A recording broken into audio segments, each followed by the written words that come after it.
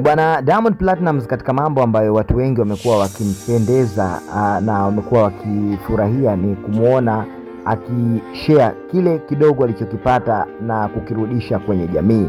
Of course Diamond Platnumz, mojawapo ya show kubwa ambazo anaenda kuzifanya na kuweka rekodi kubwa huko Tarime, unaambiwa ni mojawapo ya show ambayo imedhaminiwa na watu wengi, lakini pia Diamond Platnumz ameweza kuiandaa kweli kweli. Show zile na ni muendelezo wa Retro Tour. Sasa Diamond Platnumz kama kawaida yake huwa anapita mitaani kuzungumza na mashabiki zake. Amegawa takribani zaidi ya shilingi milioni 60 za Kitanzania kwa mashabiki zake, ni katika kupea nguvu lakini pia na kuongeza juhudi katika miradi pamoja na biashara ndogo ndogo za wajasiriamali kunyanyuana kwa namna moja ama namna nyingine. Kitendo hiki na picha hizi zimeweza kuwafurahisha na kuwaibua hisia za wadau mbalimbali kwenye tasnia.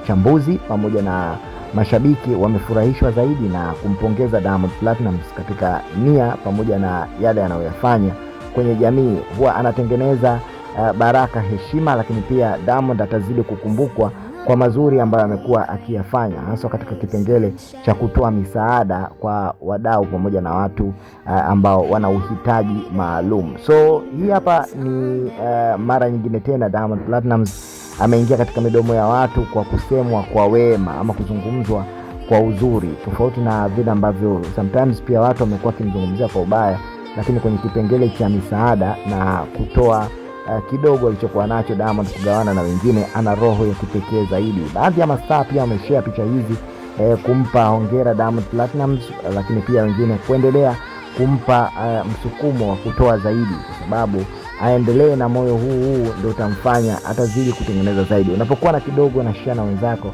hii huwa inajenga zaidi mafanikio makubwa. So Diamond Platnumz katika hili ni mfano mkubwa sana wa kuigwa, kiasi ambacho wachambuzi wamesema wasanii wengine pia hapa nyumbani wachukue mfano huu kutoka kwa Simba Diamond Platnumz, watafika mbali zaidi katika kutoa ama kurudisha katika jamii. Usisahau kujiunga nasi hapa ili usipitwe na maendelezo ya habari, trending pamoja na matukio kama haya kila siku. Gusa maandishi yaliyoandikwa subscribe hapo chini, lakini pia usisahau kulike pamoja na kushare video hii.